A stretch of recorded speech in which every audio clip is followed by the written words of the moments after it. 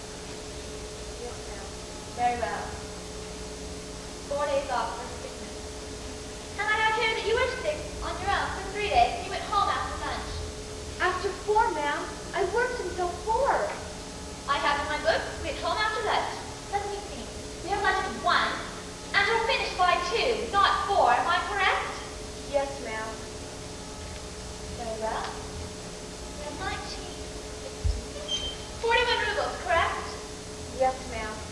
Now then, on January 4th, you broke a teacup and saucer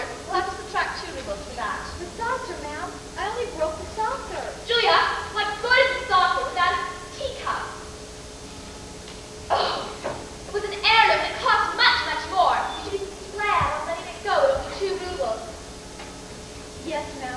Thank you, ma'am. And on the 9th of January, he'll have climbed a tree and tore his jacket. That'll be 10 rubles. Forbid him to do so, ma'am. But he did not listen, did he? No, ma'am. Therefore, we subtract 10 rubles. Ah, yes, and on the 14th of January, Vanya's shoes were stolen. By the maid, ma'am. You discharged her yourself. But I pay you good money to watch everything. I know that was explained clearly upon our first meeting. Were you listening that day, Julia, or was your head in the clouds? Yes, ma'am.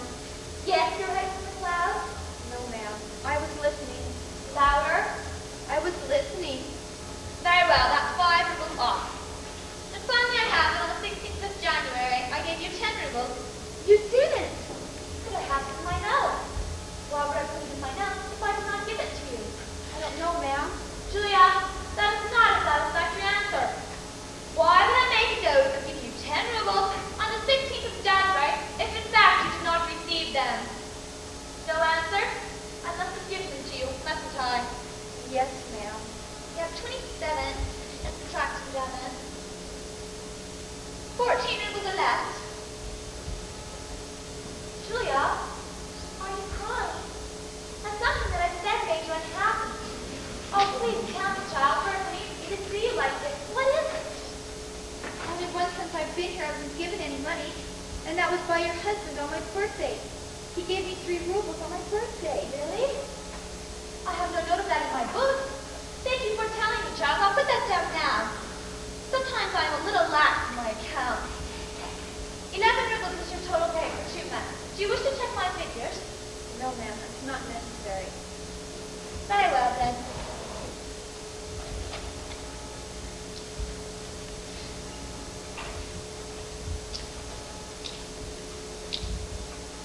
There's your pay for 2 months. 11 rubles. Count it. That's all right, ma'am. Come, come. Keep the record straight. Count it. 1, 2, 3, 4, 5, 6, 7, 8, 9, 10. There's only 10, ma'am. Are you sure? I know I gave you 11 rubles. A check and fix on the floor. That's all right, ma'am. Julia, it's not on my desk, and I know I gave you 11 rubles. I told you to look on the floor. Now do it.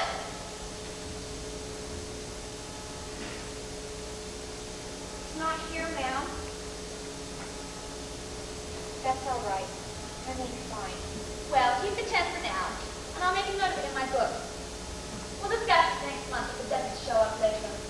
Yes, ma'am. Thank you, ma'am. Julia, come back here for a moment.